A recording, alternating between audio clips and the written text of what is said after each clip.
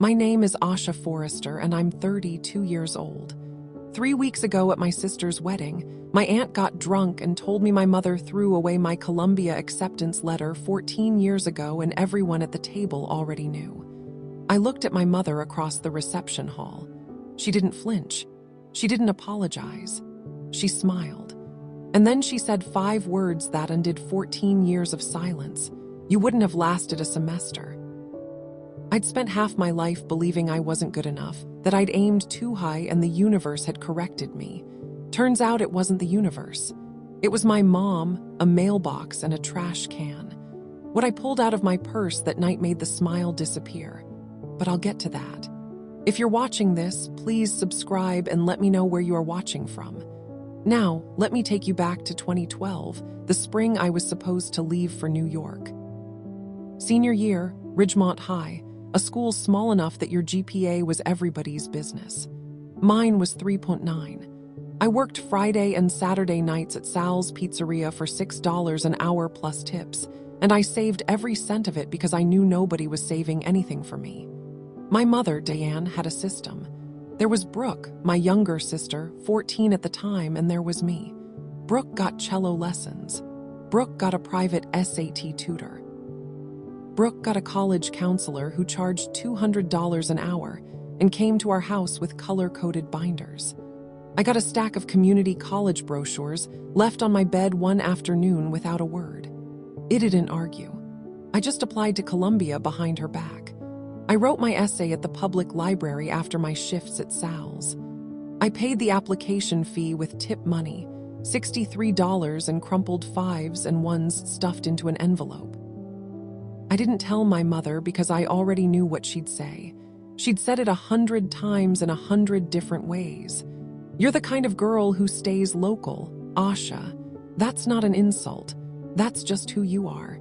She said it like she was describing the weather, like she was reading a fact off the back of a cereal box.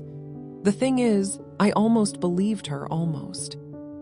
But something stubborn in me, something she hadn't managed to train out, filled in those application blanks and dropped that envelope into the mailbox at the post office on Route 9 where she couldn't intercept it. I didn't tell Brooke either. Not because I didn't trust her. She was 14. She still thought Mom was fair. And Diane, she had her own phrase for the difference between us. She'd tell relatives at Thanksgiving, at church, at the grocery store. Brooke has potential. Acacia has stability. Stability like I was a piece of furniture. April 2012. Every day after school, I checked the mailbox before walking inside. Every day it was empty or full of things addressed to Diane Forrester. Diane Forrester, Diane Forrester. Our mailbox sat at the end of the driveway, a rusted green thing with a flag that never stood up straight. My mother got home from her job at the school district office by 3:15. I got off the bus at 3:40, 25 minutes. That's all the head start she needed. I didn't know that then. I just knew the letter never came. One evening, I sat at the kitchen table and asked her point blank, "Did anything come from Colia?" She barely looked up from the grocery circular. "Nothing came. I'm sorry, honey. Maybe it's for the best." I went upstairs and cried into my pillow with the door shut. She didn't come check on me. I heard her downstairs on the phone, the door to her bedroom clicking shut, her voice low and fast. At the time, I figured she was talking to a friend. I didn't think about it again for 14 years. The next morning, a stack of freshly printed community college brochures sat on the kitchen counter next to my cereal bowl. Tri-County Community College, Ridgemont Valley Technical Institute. Bright covers, smiling students, tuition rates circled in red pen. She'd printed them the night before. While I was crying upstairs, she was at the computer printing my backup plan. I enrolled at Tri-County that August. I told myself it was temporary. I told myself I'd transfer. And for a while, I did keep telling myself that until the telling got quieter and quieter, and eventually I stopped. I didn't fight. I didn't call to check. I was 18 and my mother told me I wasn't enough, and I believed her. Let me compress 14 years into what they actually felt like. A long, slow climb up a staircase someone told you was a dead end. Tri-County for 2 years. transferred to Penn State Harrisburg, graduated with a degree in project management and $38,000 in student loans. Got a job as an administrative assistant at a mid-sized construction firm. Answered phones, filed permits, learned to read blueprints because nobody told me I couldn't. By 26, I was a project coordinator. By 29, project manager. By 31, senior project manager overseeing residential builds worth $3 to $4 million each. I bought a small house with a backyard 15 minutes from where I grew up. I paid my own mortgage. I mowed my own lawn. And every single time I hit a milestone, every raise, every promotion, every closing, my mother found a way to reframe it. That's nice, Aka. Brooke just got promoted to marketing coordinator at Palmer and West. Isn't that wonderful? You bought a house. Good for you. Brooke's looking at places in the Fieldcrest development, much nicer neighborhood. It wasn't that she insulted me outright. She just made sure I knew the scoreboard. And on that scoreboard, Brooke was always 2 points ahead. Not because Brooke earned it, but because my mother kept moving the goalposts. I didn't resent Brooke. She was my little sister. She worked hard in her own way. What I resented was myself for not being enough, for not getting into Columbia, for being the kind of girl who stays local. That belief sat in my chest like a stone for 14 years. And then 6 months ago, something changed, but I'll get to that. Brooke called me on a Tuesday in March. She was getting married. Kyle Maddox, decent guy, worked in pharmaceutical sales, smiled too much but meant it. She wanted me as a bridesmaid. Not maid of honor, I said, half joking. Mom's handling most of the planning, so she kind of assigned herself that role. Of course she did. I said yes because I loved Brooke. I said yes because that's what older sisters do. 2 days later, my mother called not to congratulate me on being asked, not to chat, to manage. Aka, I need you to understand something. This is Brooke's day. Don't make it about you. I haven't done anything, Mom. I know how you can, how I can be. The phrase she'd been using since I was 12. Whenever I had an opinion, a boundary, a thought she hadn't pre-approved, how I can be, as if existing with a spine was a character flaw. She also informed me I'd be wearing sage green, not the dusty rose the other bridesmaids were wearing, because it's better for your complexion, a different color, set apart, controlled down to the thread count. I hung up and sat in my kitchen for a long time. I thought about every holiday, every birthday, every family dinner where I'd shown up, smiled, and played my role. The dependable one, the stable one, the one who didn't need anything because she'd been trained not to ask. I was 32 years old. I managed $4 million construction projects. I coordinated teams of 30 people. I solved problems under deadline pressure every single week. And my mother still treated me like a girl who needed to be told what color to wear. Here's what I started to understand in the weeks before feuding. The problem wasn't just my mother. The problem was me, or more specifically, the story I'd been carrying. I'd just been promoted to senior project manager. My boss, Gerald, pulled me aside after the announcement and said, "You should present the Colton Ridge project to the board next quarter." My first thought, I'm not qualified for that. My second thought, where did that come from? I had the numbers. I had the results. I'd brought a project in under budget and ahead off schedule for the first time in our division's history. But somewhere between my brain and my mouth, there was a wall, a voice, my mother's voice specifically, saying, "You're the kind of girl who stays local." That's when it hit me. Clean, hard, like walking into a glass door. The lie wasn't just about Columbia. The lie was structural. It had shaped everything. The way I second-guessed myself in meetings. The way I deflected compliments. The way I flinched whenever someone asked where I went to college, as if Tri-County and Penn 8 Harrisburg were confessions instead of accomplishments. If I stayed silent. If I kept playing the role my mother had written for me, I'd lose another 14 years. I'd keep shrinking in boardrooms. I'd keep apologizing for taking up space. I'd keep living inside a story someone else made up.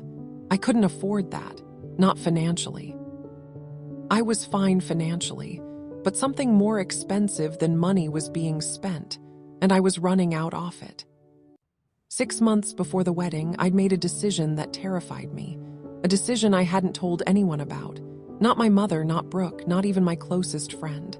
I wasn't ready to talk about it yet, but it was sitting in my purse. The rehearsal dinner was at the country club the night before the wedding. Pale tablecloths, candles that smelled like vanilla, 80 people in a room built for 60. My mother stood up to give a toast. She held her champagne glass like a scepter. For 9 minutes, it timed it on my phone under the table. She talked about Brooke's journey, Brooke's first steps, Brooke's cello recital at age 10, Brooke's acceptance to Whitmore College, Brooke's career, Brooke's heart of gold. She did not mention my name once, not once in 9 minutes. I sat 4 feet away from her in the sage green dress she'd picked, and I did not exist. I always knew Brooke was meant for great things, she said, her eyes shining. A mother knows. The room clapped. I clapped too, because what else do you do when your mother erases you in public and everybody watches? Afterward, I felt a hand squeeze mine under the table. My Aunt Patricia, my mother's younger sister, held on tight. Her eyes were red. I'm sorry, she whispered. I looked at her. Sorry for what? She opened her mouth, closed it, took a long sip of champagne. Never mind. Tomorrow I'll tell you tomorrow. Tell me what, Patricia? She shook her head and looked away, but her hand was trembling. Your mother is not who you think she is, she said so quietly I almost missed it. And neither are you. She got up and walked to the restroom before I could respond. I sat there with my aunt's words rattling in my skull and my mother's toast still echoing off the walls. Something was coming. I could feel it the way you feel a storm. The air changes before the sky does. At that rehearsal dinner, my aunt squeezed my hand under the table and whispered, I'm sorry. And I had no idea what she was apologizing for. Not yet, but I felt it in my chest. Something was coming. If you've ever sat at a family table and felt like everyone knew something except you, drop a comment and tell me, because I need to know I'm not the only one. Also, hit subscribe if you haven't. This story is about to turn. Wedding morning. The bridal suite at the country club smelled like hairspray and gardenias. Brooke sat in front of a vanity mirror while a makeup artist worked on her eyes. She looked beautiful. Genuinely heartbreakingly beautiful, and for a moment I forgot about everything else. Zip me up, she asked. I pulled the zipper on her dress, careful with the lace. My little sister getting married. Then Diane walked in, clipboard in hand. Literally a clipboard. Flowers need to move 6 in to the left on the altar. Kyle's grandmother is in a wheelchair, so rearrange row 3. And Aka, stand in the back for photos. Brooks, the bride, not you. The makeup artist's brush paused mid-stroke. Mom, Brooke said quietly. What? I'm being practical. She's taller. She'll block the shot. I'm 56. Brooke is 54. 2 in is not a blocking issue. It's fine. I said, see, she's fine. Diane turned back to her clipboard. Oh, and smile less during the ceremony. You're pulling focus. Smile less. At my sister's wedding, I was being told to dim myself so the room wouldn't accidentally notice me. The makeup artist looked at me in the mirror. I looked back. He shared that kind of glance that doesn't need words. The kind where a stranger sees something and decides not to say it. Brooke reached for my hand while her mascara dried. Ignore her. You look beautiful. Thanks, Brookie, I meant it. And I meant the nickname, the one from when she was 6 and I was 10, before our mother drew a line between us and told us it was the horizon. I smoothed the back of her veil. Diane barked orders at the florist on the phone, and I thought, tonight, Patricia said, tonight. The ceremony was outdoors, white chairs on a lawn, an arbor wrapped in ivy, 120 guests arranged in neat rows like an audience waiting for a show, and my mother made sure it was hers. She sat front row center, clutching Brooke's hand before the processional, like she was the one giving her away. Our father, Greg, wasn't there. He'd moved to Arizona after the divorce when I was 12. Diane had managed that exit too, slowly, deliberately, until he felt like a guest in his own house and left. She told Ivrion he chose to leave. She never mentioned the part where she changed the locks while he was at work. Before the ceremony started, Diane had already rewritten the program. The officiant announced an unscheduled addition. A few words from the mother of the bride. Brooke Unk's wedding planner looked confused. This wasn't in the run sheet. Diane walked to the front. She was wearing an ivory dress. Not white. Ivory, just close enough to white that you noticed, just far enough that Yao couldn't complain without sounding petty. She spoke for 4 minutes about the privilege of raising a daughter who shines. She talked about sacrifice. She talked about long nights helping with homework, Brooke's homework specifically. She talked about pouring everything I had into making sure my girl had every opportunity. My girl, singular. I stood in the bridesmaid line, sage green, holding a bouquet of roses, and I watched 120 people nod along as my mother described a family that had one child. I caught Patricia's eye from the 4th row. She was gripping the edge of her folding chair. Her jaw was tight. She shook her head just barely. A private signal I didn't yet understand. The reception moved indoors. Round tables, centerpieces of white peonies, a DJ playing Sinatra low enough to talk over. The family table was near the head table, close enough to see Brooke and Kyle, far enough to feel like the second tier. Seated around me, Diane, Patricia, my grandmother Martha, 82, hearing aids in both ears, still sharper than anyone gave her credit for. 2 cousins from Diane's side, Tyler and Mitchell, both too busy on their phones to notice anything. Diane started within minutes. She turned to Martha and launched into a highlight reel of Brooke's life.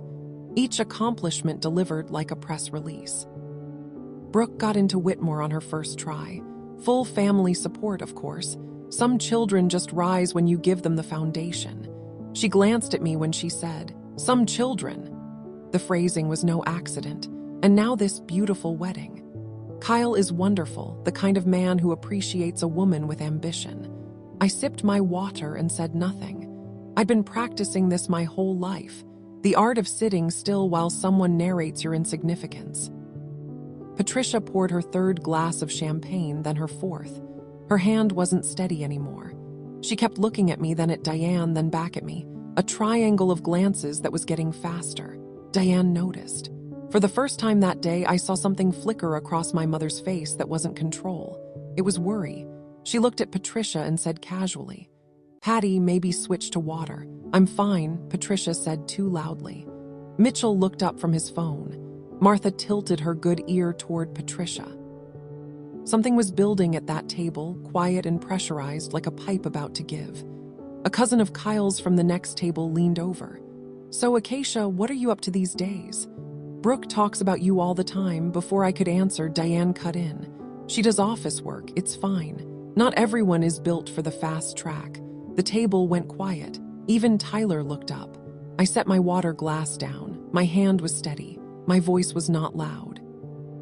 "I manage $4 million construction projects, Mom. I think I'm on a track." Diane waved her hand. "You know what I mean. Brooke's in marketing at Palmer and West. Very competitive field, very high pressure." She smiled at the cousin. "Aka's more of a behind-the-scenes person. Behind the scenes like I was a stage hand in someone else's life." Martha, my grandmother, who had been quiet all evening, who everyone assumed wasn't fully following the conversation, put her fork down. "Diane, hush." 2 words delivered like a gavel. Diane blinked. "Excuse me. You heard me. Hush." It was the first time in my memory that anyone in our family had told Diane to stop. Martha had always been gentle. Soft voice, soft opinions, the kind of grandmother who sent cards with $5 bills and never took sides. But she was looking at Diane now with an expression I'd never seen before. Tired, not of the evening of years. Diane recovered fast. She laughed, patted Martha's hand, and said, "Mom, I'm just being honest." But the table felt different. Tyler was watching. Mitchell had put his phone down. Patricia's champagne glass was empty again and her cheeks were flushed. Under the tablecloth, I felt my purse against my ankle. Something was inside it, something I hadn't planned on showing anyone tonight. That was about to change. 6 months before the wedding. I was sitting in my car in a Wawa parking lot eating a turkey hoagie and scrolling my phone during a lunch break when an article stopped me mid-bite. Columbia University School of General Studies. The Ivy League path for non-traditional students. I read it twice, then 3 times. Then I put the hoagie down and read it a 4th time. General Studies, a real Columbia degree, not a certificate, not an extension course, a full undergraduate degree from an Ivy League university. Designed specifically for students who'd taken a non-traditional path, People who'd worked first, people who'd gone to community college, people who were older, experienced, battle-tested people like me. I sat in that parking lot for 45 minutes.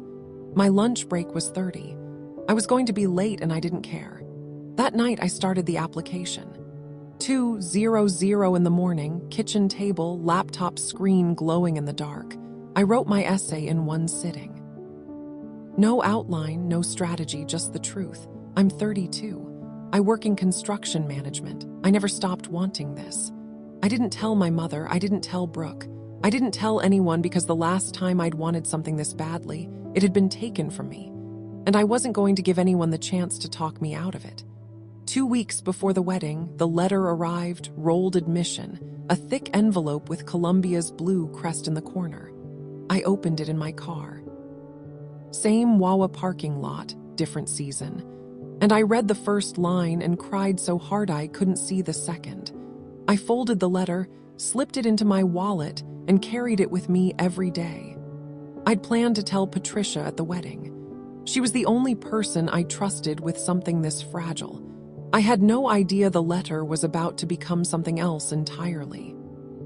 The night before the wedding, after the rehearsal dinner, after Diane's 9-minute tribute to her only daughter, Patricia pulled me into the hallway of the hotel. She smelled like champagne and regret. "I need to tell you something," she said. Her hand was on my arm, gripping harder than she realized. "Okay, tell me." "Tomorrow after the ceremony. I can't. Not tonight. Not with your mother 20 FT away. Patricia, you're scaring me."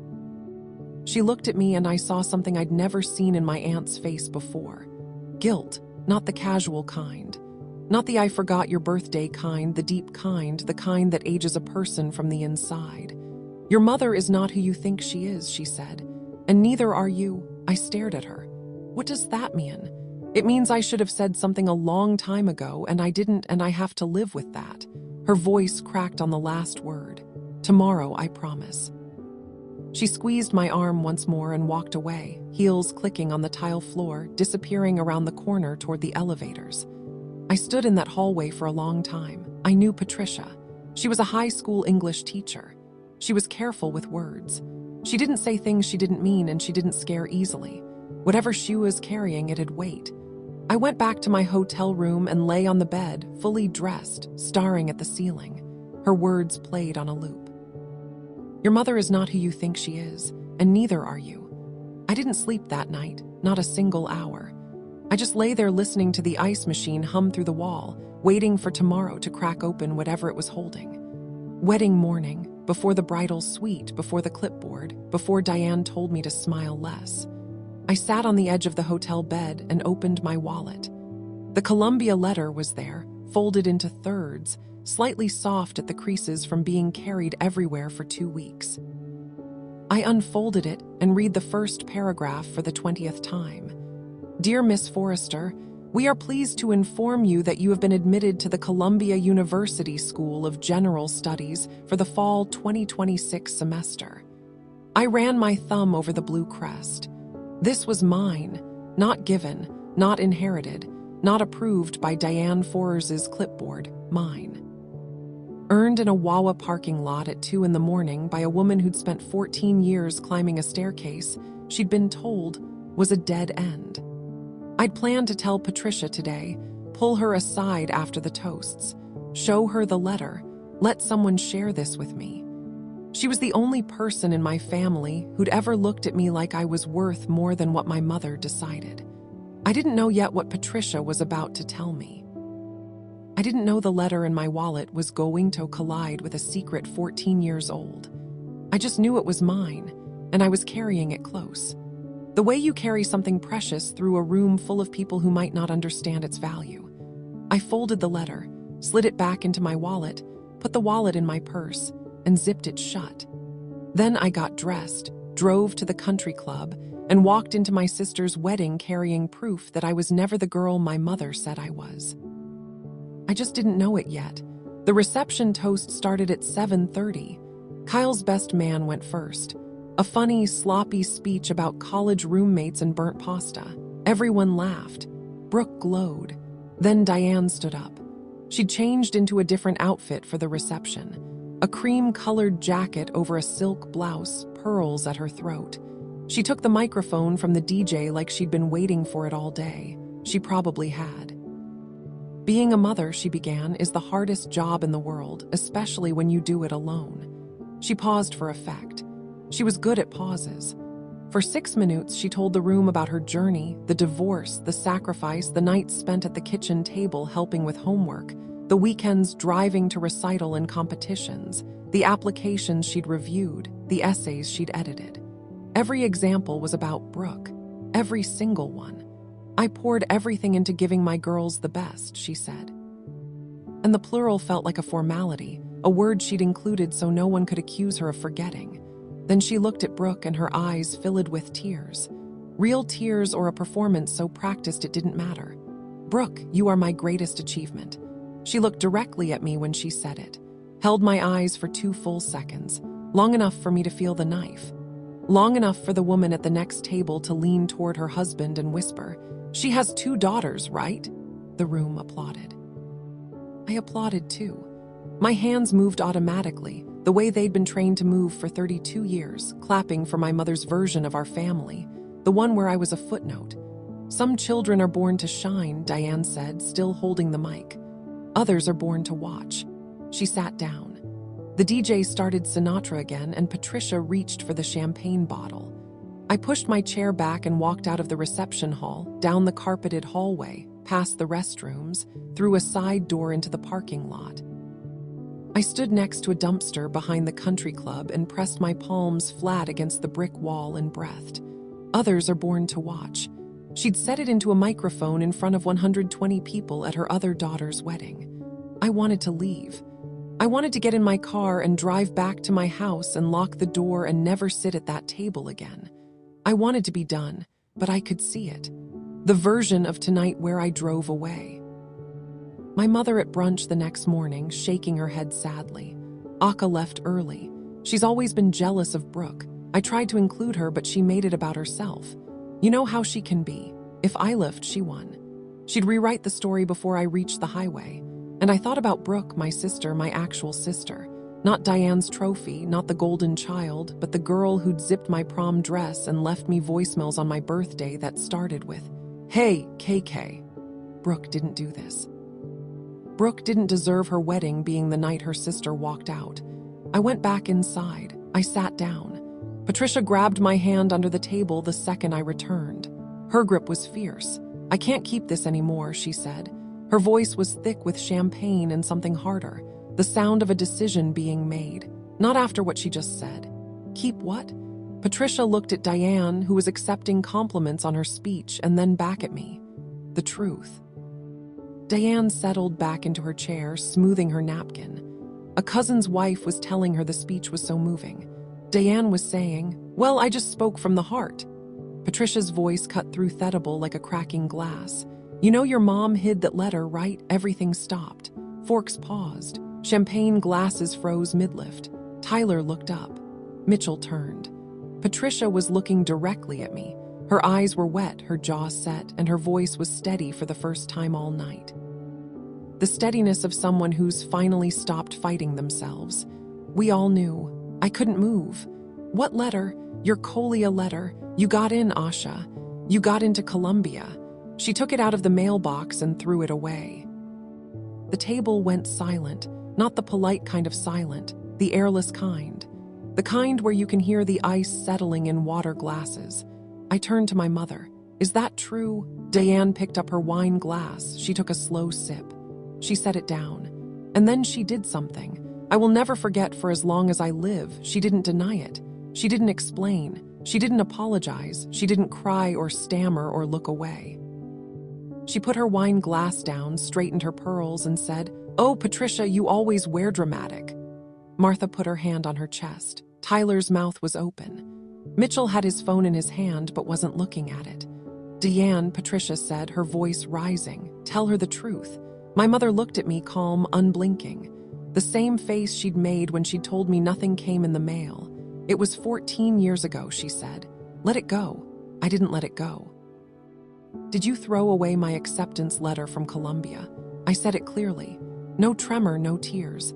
I needed the words to land on every ear at that table, and they did. Diane looked at me the way she always looked at me, measuring, calculating, deciding how much reality she'd permit into the room. And then she smiled.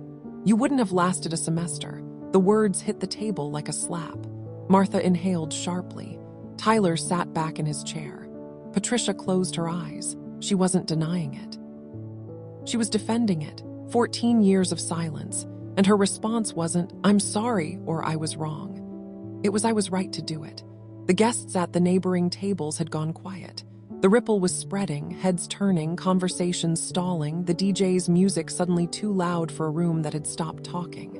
I sat perfectly still. 14 years of believing I wasn't good enough cracked open like an eggshell, and underneath it was something I hadn't expected. I wasn't angry. Not yet. That would come later in my car at 2 in the morning on the highway home. In that moment, I was clearer than I'd been in my entire life, because my mother had just confirmed the thing I'd been running from since I was 18. I was good enough. Kolia had said yes.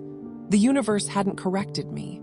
My mother had, and I had something in my purse that she didn't know about. I reached down, unzipped the bag, felt the folded paper between my fingers, the soft creases, the weight of it, the blue crest I'd traced with my thumb 100 times. I pulled it out, and that's when the smile disappeared. She smiled. My mother looked me in the eye, admitted she destroyed my future, and she smiled. 14 years of believing I wasn't good enough, and it was a lie she built on purpose. Right now, if this story is hitting you somewhere real, I need you to hit that like button, because what I pulled out of my purse next is the part I've been waiting to tell you. Stay with me. I placed the envelope on the table between my water glass and my mother's wine. Columbia University, the blue crest, the address on West 116th Street. Official weight, official paper. I applied to Kolia's School of General Studies 6 months ago, I said. My voice was calm, the way it gets when I'm running a site meeting and the concrete delivery is 4 hours late and everyone's panicking except me on my own with my own essay with my own money. I unfolded the letter and laid it flat, and I got in. The table didn't breathe. Martha's hand moved from her chest to her mouth. Patricia was crying, not the sloppy champagne tears from earlier, but quiet, silent ones that ran down her face without a sound. Tyler leaned forward to read the letterhead. Mitchell picked up his phone and put it down again like he didn't know what to do with his hands. And Diane stared at the letter. The smile was gone. Not slowly, not in stages. Gone like someone had switched off a light behind her face. Her eyes moved from the crest to the text to my name printed on the first line. And I watched her process the one thing she'd spent 14 years making sure wouldn't happen. I didn't know you stole my first chance, Mom. I kept my eyes on her. I applied because I wanted it, not because of you.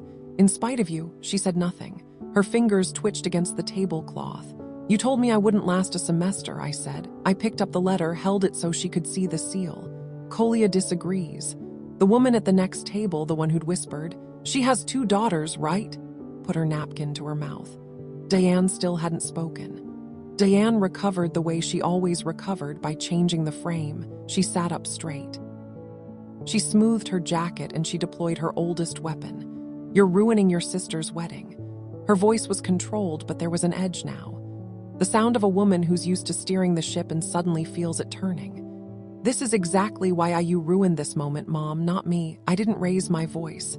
I didn't need to. You chose to smile. This is private family business." She looked around the table, the cousins, Martha, Patricia, searching for an ally, finding none. "No, Diane." Patricia's voice was raw but clear. "You made it public when you gave that speech about your greatest achievement. While your other daughter sat right there, Diane's mouth opened. Nothing came out. Patricia wasn't done. She earned this, Diane. She earned it at 18. And she earned it again now. You stole it. Own it." The ripple had reached the tables beyond ours. I could feel eyes. I could hear the shift, the low murmur of a room recalibrating. The sound of 120 people updating their understanding of the woman in the cream jacket and pearls. Diane gripped the edge of the table. "You're making a scene." "You made the scene," I said. 14 years ago in front of a mailbox. Her eyes darted left and right. She was looking for an exit, for a way to reframe, for the version of this conversation where she was the victim. I could see her trying to build it in real time. The tears, the trembling lip, the after everything I've done for this family, but the table was watching. And for the first time in my life, the room wasn't buying it. Brooke appeared at the edge of our table. She was still in her wedding dress, the train gathered over one arm, her veil pushed back. Someone had told her. Kyle stood a few steps behind, hand on his tie, the universal posture of a man who doesn't know whether to stay or go. Is this true? Her voice was thin, stretched tight. Mom, did you throw away her letter? Diane reached for Brooke's arm. Sweetheart, let's not do this now. Brooke pulled back. Did you? I did what was best for thy's family. The answer landed wrong and Diane knew it. I could see it in the way she blinked, too fast, recalculating. Brooke turned to me. You got into Colia at 18, I nodded. She told me you didn't even apply. Brooke's voice broke. She said you never wanted college. She said you were happy to stay local. I let that sit. I let Brooke hear the echo of our mother's lie in her own mouth and feel what it sounded like. I wasn't happy, I said quietly. I just didn't know there was another option. Brooke covered her mouth with her hand. The lace on her sleeve shook. I didn't know, Akka. I swear I didn't know. I stood up and pulled my sister into a hug. She was shaking. Her veil brushed my chin. I know you didn't, I said. I know. Over Brooke's shoulder, I saw Kyle nod at me once. A small, solid gesture from a man who just watched his new mother-in-law get unmade at his own wedding and was choosing to stand on the right side. Brooke let go, wiped her eyes, and turned to Diane. What else did you lie about? Diane didn't answer. Diane stood. She picked up her clutch, a small cream-colored thing that matched her jacket. Because even in crisis, Diane Forrester coordinated. I'm leaving. You've all made your choice. She said it like she was the one being wronged, like she was the protagonist walking out of an ungrateful room. She'd done this before, threatened departure like it was a punishment, trained the family to panic at the thought of her absence. Martha's voice stopped her. Sit down, Diane. Migran Mather, 82 years old, 5 feet tall, hearing aids in both ears. She'd been gentle her entire life. Birthday cards with $5 bills, phone calls that started with, "How's my girl?" The softest hands in any room. She was not gentle now. Sit down and listen to your daughter. Diane froze with her clutch in one hand and her dignity in the other. She looked at Martha the way a teenager looks at a parent who's found the hidden report card. Startled, cornered out of arguments. She sat down, the table wassailent. The room around us had thinned. Some guests had drifted toward the dance floor. Others were watching from a distance. Champagne glasses held like shields. But our table was the center of gravity now, and everyone at it knew it. I didn't shout. I didn't list grievances. I didn't cry. I'm not asking for an apology, I said. I stopped needing one a long time ago. Diane looked up. I just need you to know you didn't stop me, Mom. I folded the Columbia letter and slid it back into my wallet. You delayed me. I let the word land. Delayed, not destroyed, not defeated. Delayed. 14 years, I said, and I'm still going. Martha reached across the table and placed her hand over mine. Good girl, she said. Good girl. I didn't ask for an apology because I'd learned something about apologies from people like my mother. They aren't admissions, they're tools. She'd apologized the way she did everything strategically with conditions in a way that somehow made her the hero. I wasn't interested in her performance. I was interested in my boundaries. I'm starting at Columbia in September, I said. Not to the table, to Diane. I will not be answering your calls between now and then. When I'm ready to talk, I'll reach out. You can't just I can and I am. She opened her mouth again and I saw it. The machinery, the way her brain was already constructing the narrative she'd tell her friends tomorrow. Akka made a scene at the wedding. Akka humiliated main front of the family. She's always been difficult. You know how she can be. But the witnesses were still at the table, and they'd all heard the same words I had. I turned to Brooke, who was standing beside Kyle, mascara tracing thin lines down her cheeks. This is your wedding, Brookie. I love you. I'm going to stay for your first dance. And then I'm going to leave. Okay, Brooke nodded. She reached for my hand and held it tight, the way she used to hold it when she was 6 and we were crossing a parking lot. "Okay," she said. I looked at Diane one more time. She was sitting very still, her clutch on the table, her napkin crumpled in her fist. "I'm not punishing you, Mom. I'm protecting myself." She didn't respond. I didn't need her to. I sat down. Patricia poured me a glass of champagne, the first I'd had all night. We clink-headed glasses without a word. The DJ switched to a slow song. Brooke and Kyle walked to the dance floor. The first dance was At Last by Etta James. Brooke had always loved that song. She used to play it in her bedroom on a portable speaker when she was 16, singing into a hairbrush.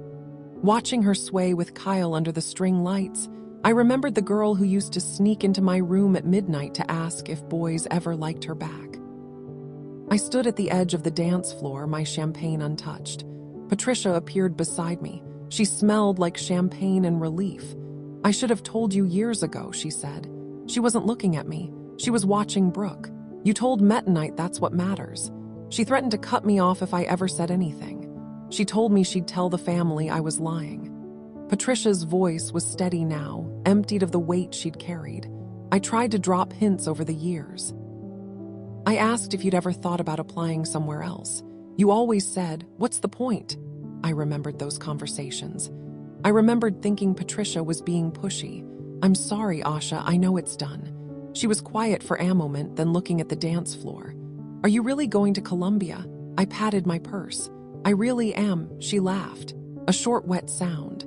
Then she leaned in and said something that rearranged the last 32 years of my life in 3 seconds. "Your mother applied to Colia once, too, right after high school. She didn't get in." I turned to look at her. "She never told you," Patricia said. "She never told anyone. But I found the rejection letter in her closet when we were teenagers. She burned it. And then she pretended she'd never wanted to go." I looked across the room at Diane. She was sitting alone at the family table, staring at the centerpiece. For the first time, I didn't see a villain. I saw a wound. I hugged Brooke at the edge of the dance floor. She held on longer than she needed to. "I'm sorry about tonight," I said. "Don't you dare apologize." She pulled back and looked at me with an expression I hadn't seen before. Not admiration exactly, recognition. "You got into Columbia twice." I smiled. "I did. Go brilliant." She straightened my collar. A gesture so tender it almost broke me. "And call me when you get there." I promised I would. I found my coat, my purse, my keys. I walked through the lobby, past the guest book and the framed engagement photos, past the valet stand, and the string lights still blinking on the porch. The October air hit my face, and I breathed it in until my lungs ocked. My car was parked at the far end of the lot.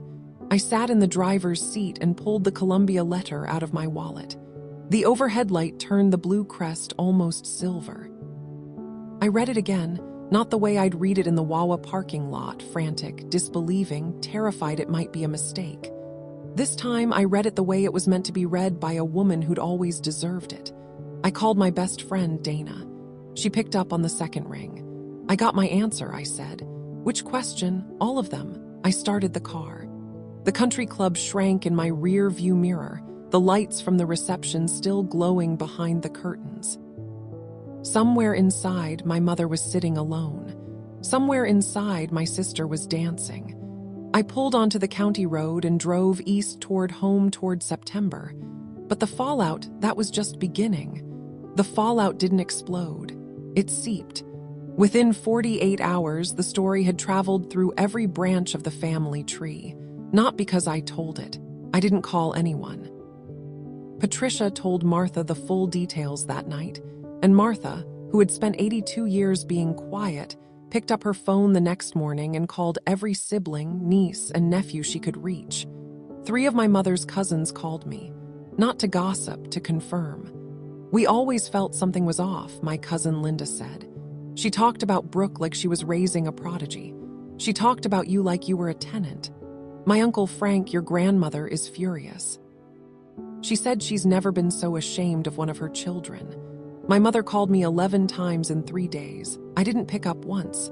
Her text told the whole story of her internal collapse. Monday, call me. We need to discuss this like adults. Tuesday, you're being childish, Asha. Wednesday morning. Fine. I'll tell everyone you made this up. Wednesday afternoon, after Martha had already made her calls, silence, she didn't text again. The measurable consequence, Diane was removed from the planning committee for the family's annual Christmas gathering, a role she'd held for 30 years. Aunt Linda took over. Nobody voted. Nobody announced it. The group text was simply created without Diane's number, and when she found out, she called Martha. Martha told her, "You lied to your child for 14 years, Diane. You can sit this one out. She wasn't exiled. She wasn't disowned. She was repositioned." Moved from the center to the margin, the same place she'd kept me my entire life. The symmetry wasn't lost on me. Brooke called 5 days after the wedding. Her voice was like she'd been talking for hours or crying for days, probably both. "I keep thinking about all times Mom compared us," she said, and I just accepted it. "I never asked why you didn't go away for school. I never even thought about it. You were 14 when it happened, Brooke. You didn't know. I'm 28 now. I should have asked." We talked for 2 hours. It was the longest conversation we'd ever had.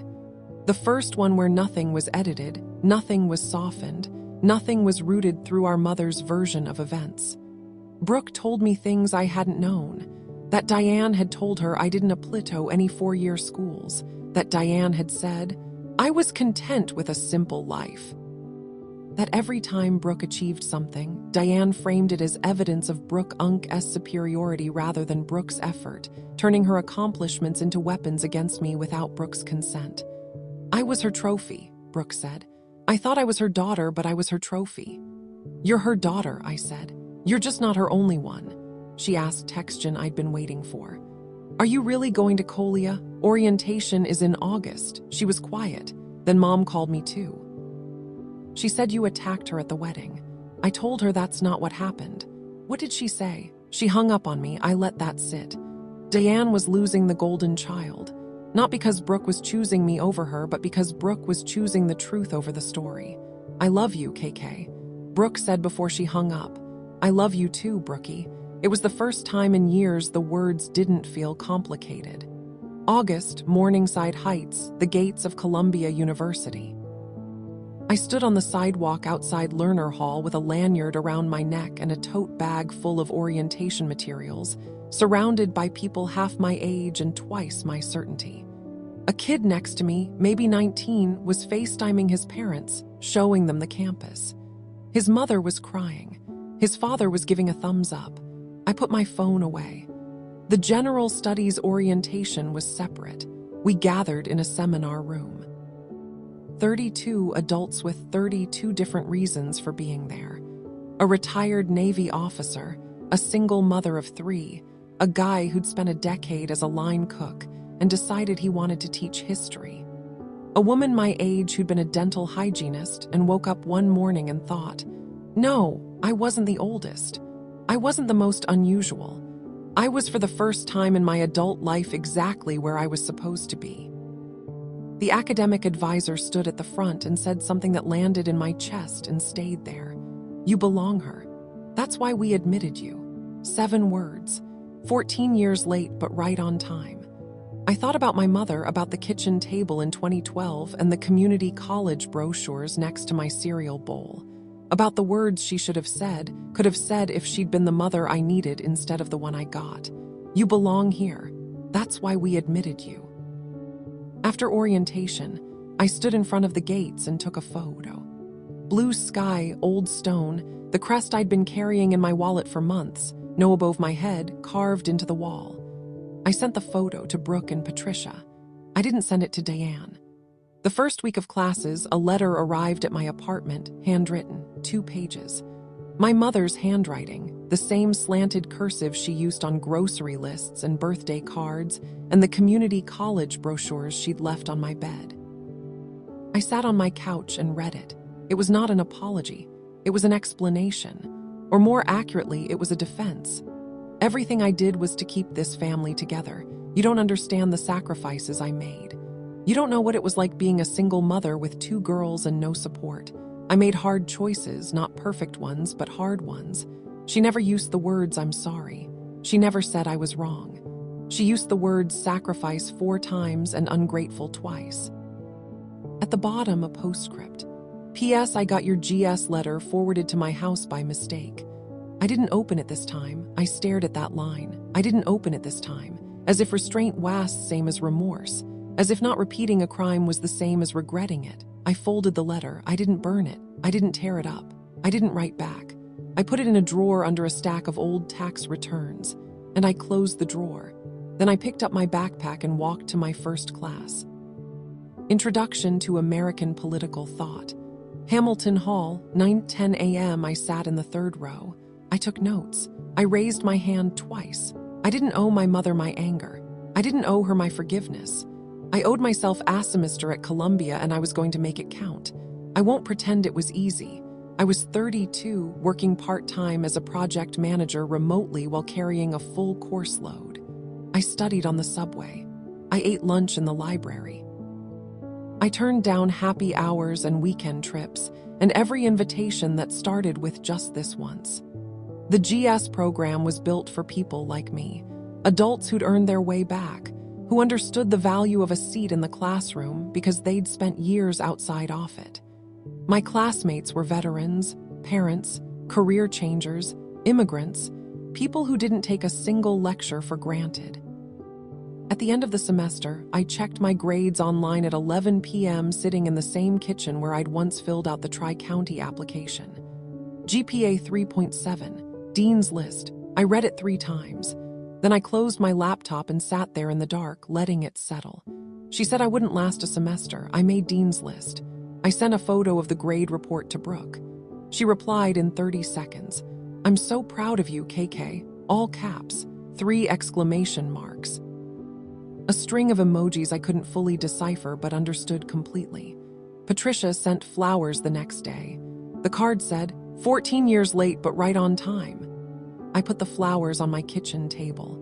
The same table, the same kitchen, but everything else different. My mother didn't call. She didn't text. She didn't send a card. I told her I'd reach out when I was ready, and she hadn't tested the boundary.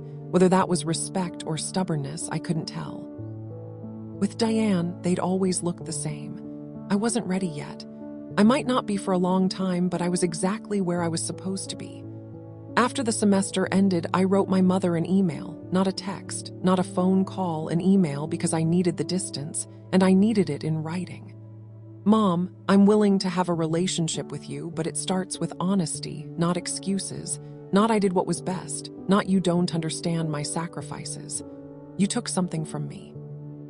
You took my acceptance letter, you threw it away, and you told me I wasn't good enough.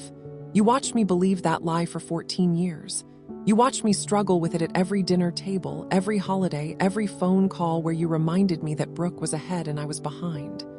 When you can say that, really say it without turning it into a speech about yourself, I'll answer your calls. The door is open, Mom, but you have to walk through it honestly. Acacia. I read it for times before I hit send. Then I closed my laptop and went for a run. She hasn't replied. It's been 3 months. She may never reply, and I've had to accept that. I can't control whether Diane Forrester changes. I spent 32 years trying to earn her approval, trying to be good enough, trying to stay small enough that she'd notice me without feeling threatened.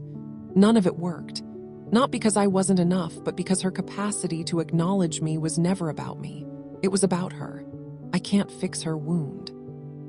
I can only stop letting it bleed on me. Some days that feels like freedom. Some days it feels like grief. Most days it feels like both. Like standing on a bridge between who I was and who I'm becoming, looking in both directions and choosing to keep walking forward. I'm not telling you this so you'll feel sorry for me. I had food on the table. I had a roof. I had a sister who loved me, even if neither of us understood the full picture until recently. My life wasn't tragic. It was redirected. And the redirection cost me something I can't calculate. 14 years of a different path, a different network, a different version of myself.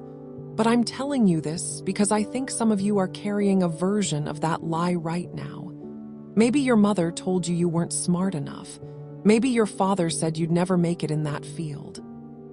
Maybe a teacher wrote you off, or a partner convinced you your dreams were too big, or someone you trusted decided your ceiling for you and you've been living under it ever since. They were wrong. And here's the part that took me 32 years to learn. You don't need them to admit it. You don't need their apology. You don't need their permission. You don't need them to look at a letter with a blue crest and say, "I'm sorry, I was wrong." You just need to stop believing them. I didn't go to Colia to prove my mother wrong. I went because I deserved to go. The girl who wrote that application essay at the public library after her shift at Sal's, she deserved to go. The woman who built a career in construction management without a single person in her family saying, "I'm proud of you." She deserved to go too. Whatever your Columbia is, the degree, the career, the move, the boundary, the conversation you've been putting off for years, go. It is not too late. It was never too late. The only person who gets to decide your ceiling is you. Here's where I am now. I'm in my second semester at Columbia's School of General Studies. I still work part-time as a project manager.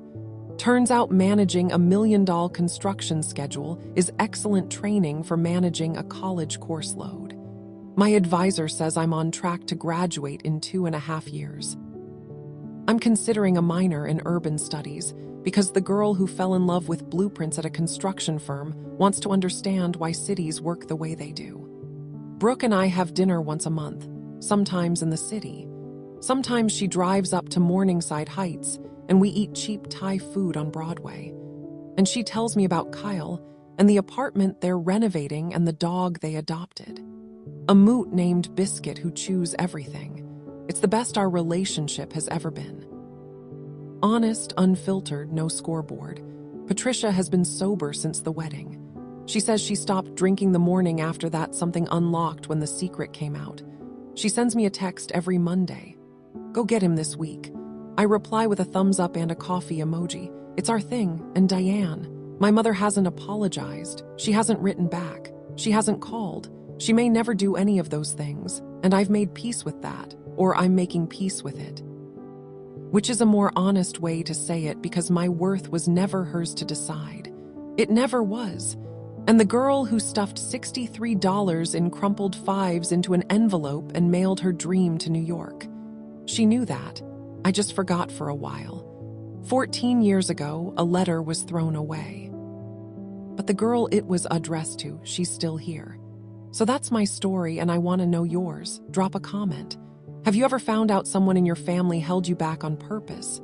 Or have you ever gone back and chased a dream they told you was too big? I read every single comment. If this story hit home for you, please hit subscribe. I've got more stories like this, and some of them are even wilder. Check the description for the next one. And remember, it's never too late to open the door they tried to close. I'll see you in the next.